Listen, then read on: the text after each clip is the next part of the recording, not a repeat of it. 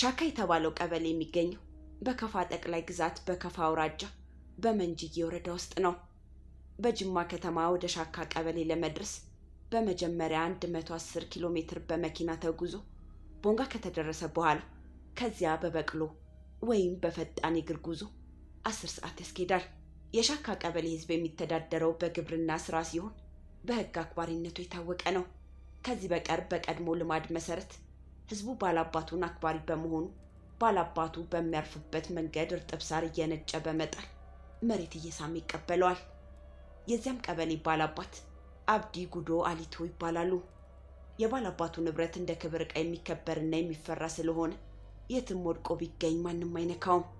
ሲወራረስ የመጣው ይህ ጥብቅ ልማድ እያለ በዛ ቀበሌ ብቸኛ ፎቅ ቤት የሆነው የባላባቱ ቤት በሌሊት ተምሶ ከፍተኛ ዋጋ ያላቸው ንብረቶች ባልታወቁ ሰዎች መሰረቃቸው ሲሰማ በህዝቡ ዘንድ ከፍተኛ ፍራቻና ድንጋጤ ፈጠረ። እንዴት ያ የተከበረ ቤት ይደፈራል? እግዚአብሔር መዓት ሊያመጣብን አስቡ ምልክት መስጠቱ ይሆናል የሚለው የባላገሩ ህዝብ ጉምጉምታ ሁኔታውን በይበልጥ አባባሰው።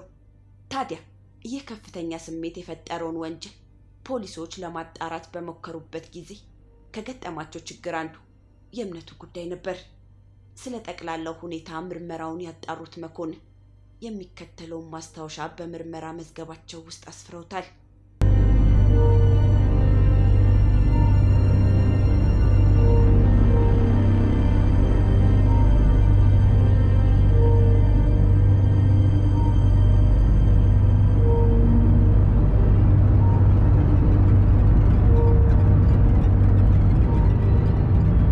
አቤቱታው ለአጋሮ ፖሊስ የቀረበው ታህሳስ 29 1964 ዓ.ም ነበር።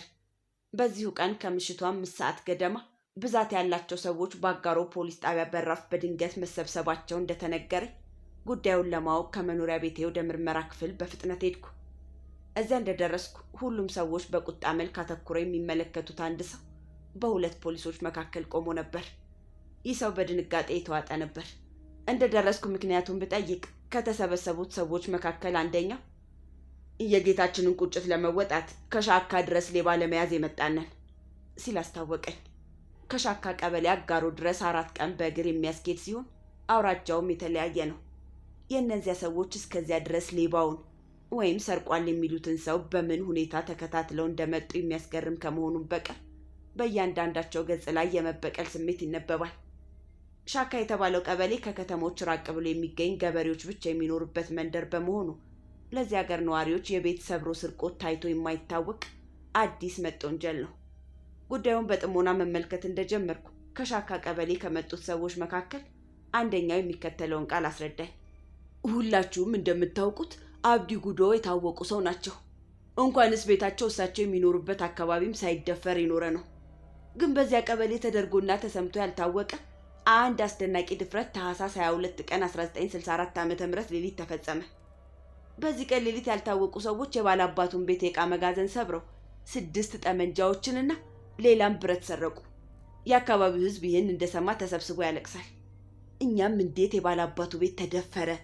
ይህን ወንጀል የሚፈጽመው ሰው ከውጪ ሊመጣ አይችልም በማለት መጠያየቅ ስንጀምር ከአሽከሮቹ መካከል ይህ የተያዘው እንግዳ ከበደ የተባለው ሌሊቱን መጥፋቱን ሰማን።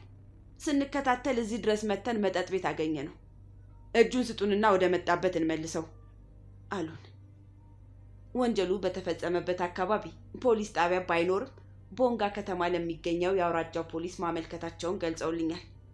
እኔም ይሁናቴ ለፖሊስ መመልከቱን በስልክ ካረጋገጥኩ በኋላ ተጠርጣሪውን እንግዳ ከበደን አነጋገርኩት። እሱም ወንጀሉን አለመፈጸሙን እየማለ ከገለጸልኝ በኋላ ወደዚያ ብመለስ ሰዎቹ ስለሚገሉኝ እዚሁ መንግስት እንዳደረገ ያድርገኝ አለኝ። እኔም አንድን ወንጀል መመርመር ያለበት ፖሊስ ሆኖ ሳለ የህዝቡ ስሜት በምን ምክንያት እንደተነሳሳ ለማወቅና የወንጀሉን መነሾ ለማጣራት የተያዘውን ሰውና ከአመልካቾቹ መካከል አንዳንዶቹ ለየብቻ እየጠራሁ ማነጋገር ጀመርኩ።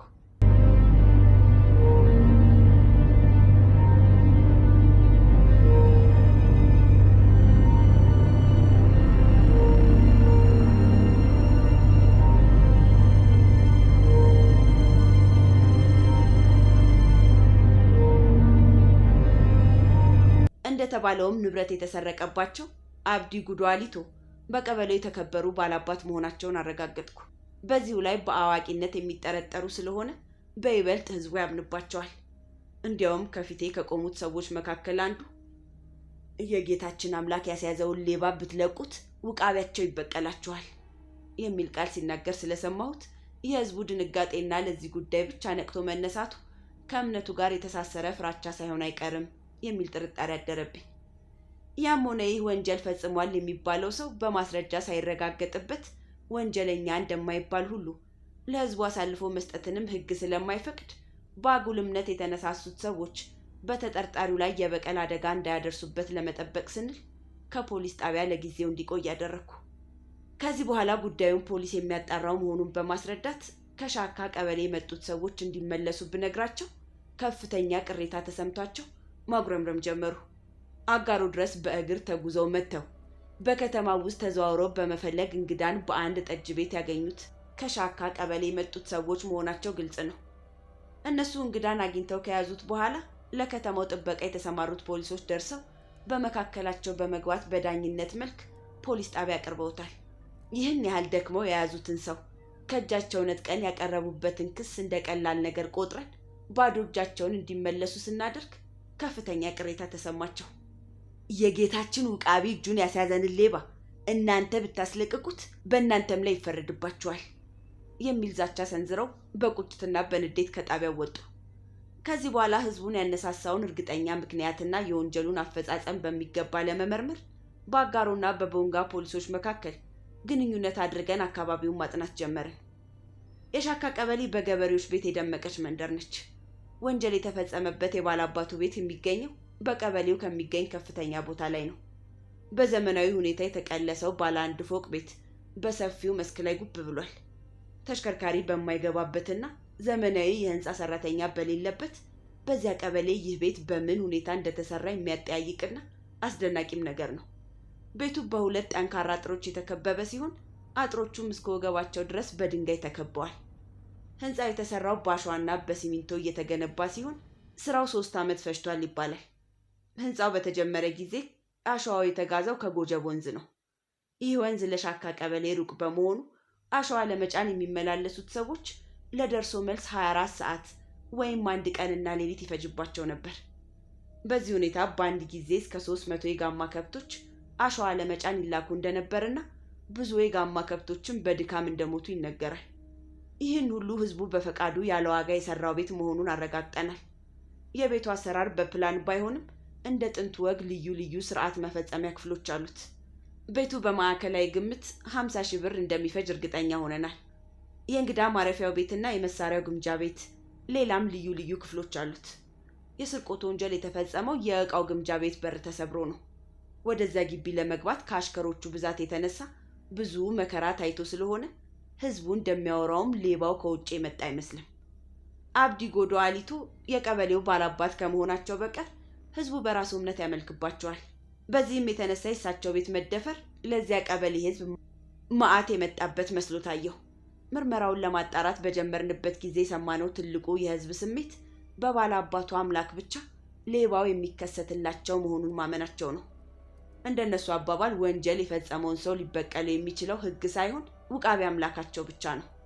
እኛም በዚህ አጋጣሚ ጊዜ አጉል እምነታቸውን እንዲለውጡና በህግ ኃይልም እንዲያምኑ ለማድረግ ለወጥ ያለ ዘዴ ፈጠርን። ለዚህ አነስተኛ የስርቆት ወንጀል ህዝቡ ምን አሰጋው ለሚለውም ለመጀመሪያ ጥያቄያችን የባላባቱ ቤት መደፈር የቁጣ ምልክት ነው የሚለው አጉል እምነቱ ብቻ ያነሳሳው መሆኑን ካወቅን በኋላ በዚህ አቅጣጫ የምናደርገውን ምርመራ አቁመን በድብቅ የተፈጸመውን የስርቆት ወንጀል በፖሊስ ዘዴ በማግኘት የህግን እውነተኛ ኃይል ለዚያ ቀበሌ ህዝብ ለማሳየት የምንችልበትን የምርመራ አቅጣጫ ተከተልን።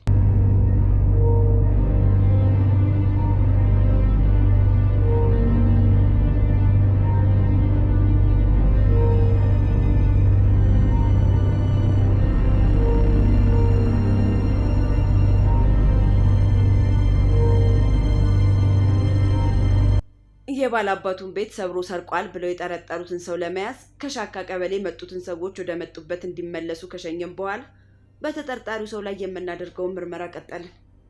ወንጀሉ የተፈጸመው በከፋ አውራጃ ስለሆነና ቦንጋ ከተማ የሚገኘው የአውራጃው ፖሊስ ወንጀል ምርመራ ክፍል ምርመራ የጀመረ መሆኑን ስለገለጸልኝ ተጠርጣሪው እንግዳ ከበደ በፖሊስ ታጅቦ ወደዚያው እንዲሄድ አደረኩ። ሆኖም የቦንጋ ፖሊሶች ብቻ የሚያደርጉት ምርመራ ውጤት ሊያስገኝ እንደማይችል በመገንዘብ በአጋሮ ከተማ ውስጥ መከታተሉ እንዲቀጥል ተደረገ። አጋሮ የሊሙ አውራጃ ዋና ከተማ ናት።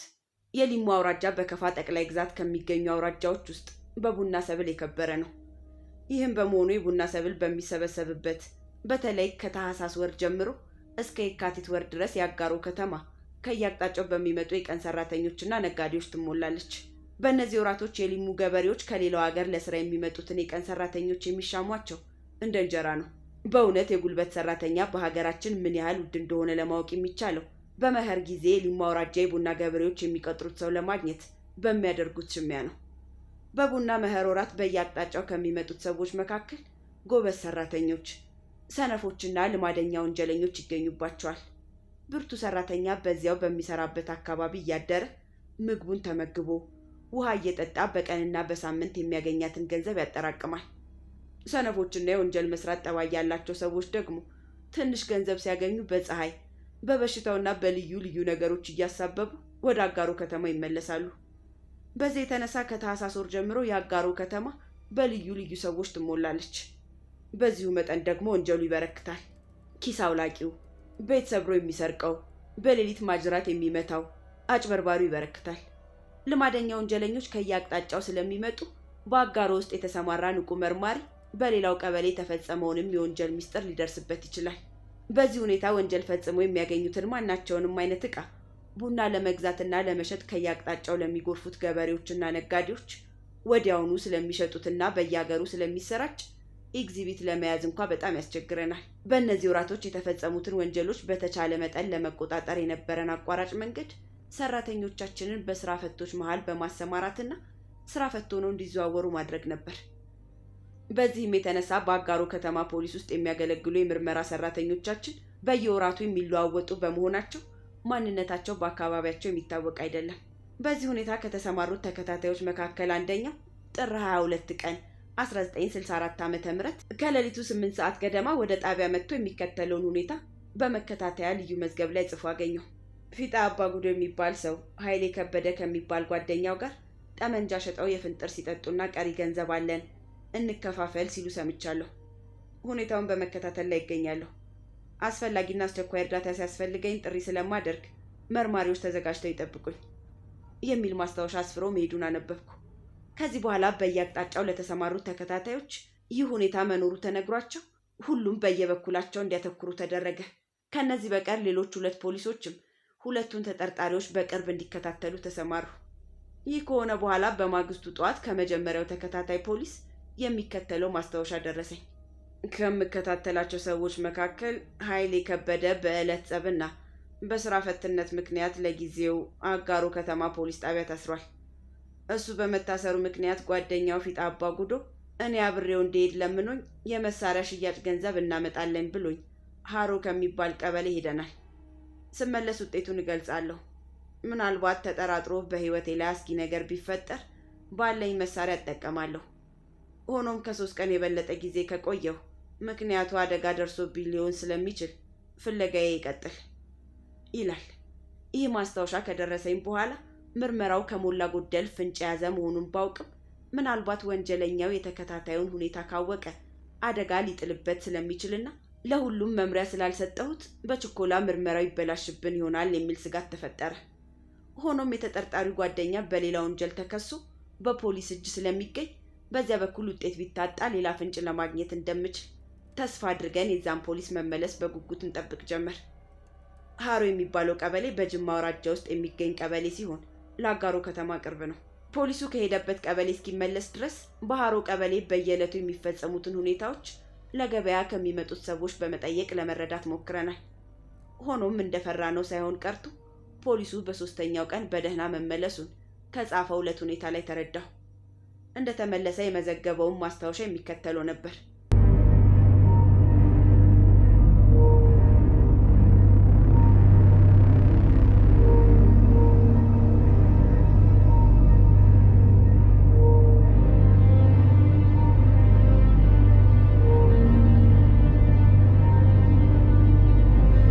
ከሄድንበት በደህና ተመልሰናል። ፊጣ አባጉዶም ሀሮ ከሚገኙ ገበሬዎች 40 ብር ተቀብሎ ተመልሷል። ስለ ገንዘቡ ሲነጋገሩ ለጊዜው ያለን ይሄው ነው፣ ብትፈልግ ጠመንጃውን ውሰድ ሲሉት ሰምቻለሁ። ለጊዜው ከተቀበለው 40 ብር ውስጥ አብሬው በመሄዴ ለድካሜ ዋጋ 5 ብር ብቻ ሰጥቶኛል። መሳሪያውን እንዴት እንዳገኙት ጠይቄው ነበር። የተብራራ መልስ ባይሰጠኝም ሩቅ አገር ድረስ ሄደው ያገኙት መሆኑን፣ እሱና ኃይሌ ከበደ አጋሮ ከተማ ውስጥ ሌላ 2 ጠመንጃዎች መሸጣቸውንም አጫውቶኛል። ከነዚህም ሰዎች ያገኘው ገንዘብ ስላለው ይህንኑ ይዞ ሰሞኑን ወደ ጅማ እንደሚሄድ ነግሮኛል። ሀሮ ቀበሌ የሸጡት 2 ጠመንጃዎች ብቻ ነው። እነዚህንም የገዙት በዚያ ቀበሌ ነዋሪ የሆኑት 2 ወንድማማቾች ሲሆኑ ጠመንጃዎቹ አሁንም በቤታቸው ውስጥ መገኘታቸውን አረጋግጫለሁ። ፊጣ አባጉዶም ርቆ ከመሄዱ በፊት ተይዞ ምርመራው ቢቀጥል ይሻላልና አስቸኳይ ውሳኔ ይደረግበት የሚል ነው። ይህ ሪፖርት ከቀረበልኝ በኋላ ፊጣ አባጉዶ ተፈልጎ እንዲያዝና እንግዳ ከበደንም የከፋ አውራጃ በአስቸኳይ እንዲልክልን መልእክት አስተላለፍኩ። በሌላ ወንጀል በፖሊስ ጣቢያ ተይዞ የነበረው ኃይሌ ከበደ ወደ ምርመራው ክፍል እንዲመጣ ተደረገ። 5 ቀን ባልሞላ ጊዜ ውስጥ ፊጣም ተይዞ እንግዳ ከበደም ከቦንጋ ተልኮልን 3ቱም ተጠርጣሪዎች በእጃችን ገቡ። እስካሁን ድረስ ባደረግነው ምርመራ 2ቱ መሳሪያዎች የሚገኙበትን ቦታ አውቀናል። እነዚህ መሳሪያዎች በእርግጥ ከባላባቱ ከአብዲ ጉዶ ቤት የተወሰዱ መሆናቸውን ገና አላረጋገጥንም።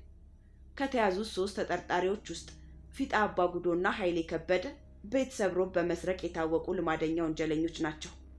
በተለይም ፊጣ ቤት ለመስበር ወደ መኖሪያ ቤቶች አጥር ግቢ ሲገባ ውሾች በሚጮሁበት ጊዜ እንደ ጅብ በመጮህ የነቁትን ባለቤቶችና ውሾችንም በማደናገር በተፈጥሮ ባገኘው ተለዋጭ ድምፅ ይጠቀማል። እሱ እንደተናገረው ከዕለታት አንድ ቀን በአጋሮ ከተማ ውስጥ ለስርቆት ወደ አንድ ግቢ ሲገባ ውሾች ተንጫጩበት። በዚህ ጊዜ ባለቤቱ ጠመንጃውን ይዞ እያሰላ ብቅ ሲል ኃይሌ እንደ ልማዱ በአጥሩ ስር እየተሽለከለከና እየተንከባለለ ጅብ መስሎ ይጮህ ጀመር። ባለቤቱም ጅብ መስሎት የያዘውን የብረት አፈሙዝ አቅንቶ ውሾቹን ያዝ ብሎ ወደ ቤቱ ተመለሰ። ኃይሌ እንደ ጅብ እየጮኸና ዛፍ ተገን እያደረገ ከጥይቱ አመለጠ። ፊጣ አባጉዶ በሌብነቱ የታወቀ ቢሆንም ከተያዘ በኋላ የመካድ ጠባይ የለውም። ብቻ ድርጊቱን እንዲያደንቁለት ስለሚፈልግ ያሰራረቁን ሁኔታ፣ ገንዘቡን በምን ሁኔታ እንደበተነው ሁሉንም አጠቃሎ አውርቶ እስኪጨርስ ድረስ እያሉ ድርጊቱን እያጋነኑ መስማት ያስፈልጋል። በዚህ መሰረት መርማሪዎቹ በተሰበሰብንበት ክፍል ውስጥ እሱን አቅርበን እንዲያስረዳን ጠየቅ ነው። በምን ሁኔታ ልንደርስበት እንደቻልን ጠየቀን። ካንተ በፊት ኃይሌ ከበደ መያዙን ታውቅ የለም አልነው። እኔ እሱ እንዲፈታ ስጣጣር እሱ ይህንን ሚስጥር ነገራችሁ አለና አይኑን አፈጠጠብን። ከዚያ በኋላ የሚከተለውን ቃል አስረዳን።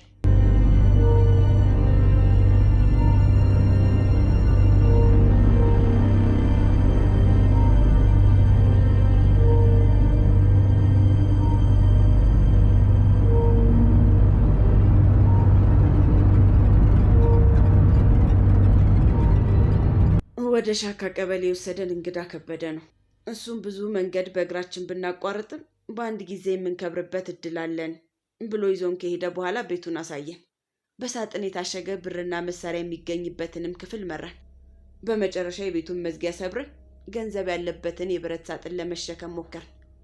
ከክብደቱ የተነሳ የምንችለው አልሆነም። እዚያ እንዳንሰብረው ብረት ስለሆነ ሲንኳኳ ያስይዘናል ብለን በአጠገቡ ያገኘናቸውን 6 ጠመንጃዎችና 1 ሽጉጥ ይዘን ተመለስን።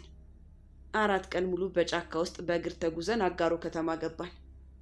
ከዚያም እንግዳ ከበደ 2 በሸራ የተሸፈኑ ጠመንጃዎችንና 1 ሽጉጥ ሲወስድ እኛ ደግሞ 4ቱን ጠመንጃዎች ተካፈልን። ከነዚሁ መካከል 2ቱን አጋሮ ከተማ ውስጥ፣ 2ቱን ሀሮ ቀበሌ ለሚገኙ ገበሬዎች ሸጠናቸዋል አለን። ከዚህ በኋላ ኃይሌ ከበደን አቅርበን ጠየቅ ነው። ፈጽሞ ካደን። እንግዳ ከበደንም አቅርበን ጠየቅ ነው። እሱም ካደን።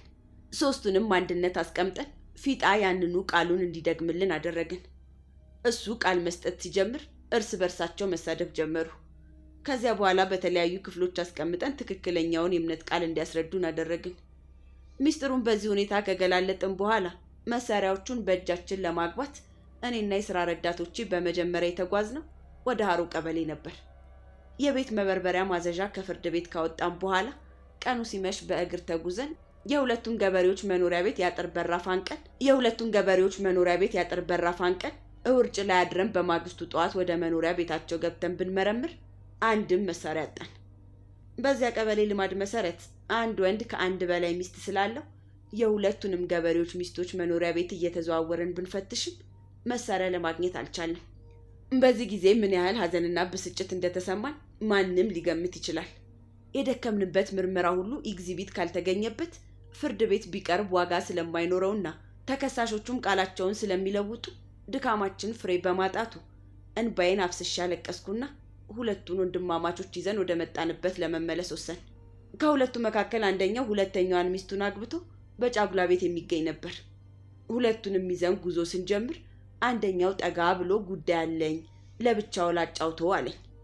እኔም እሺ ብዬው ወደ አንድ ዛፍ ስር ተጠጋን። ስንገዛ ሌቦች መሆናቸውን አናውቅም ነበር።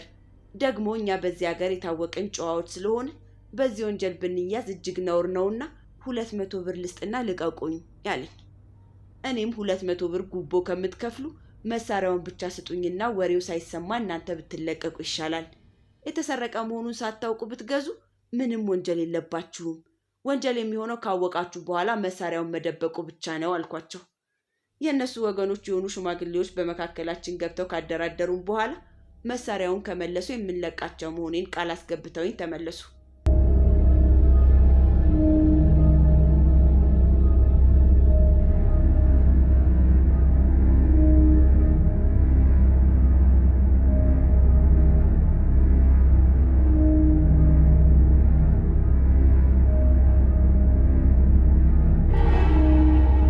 በዚህ ሁኔታ በማግስቱ አንድ አጭር አልቤንና አንድ ረጅም አልቤን በእጃችን ገቡ።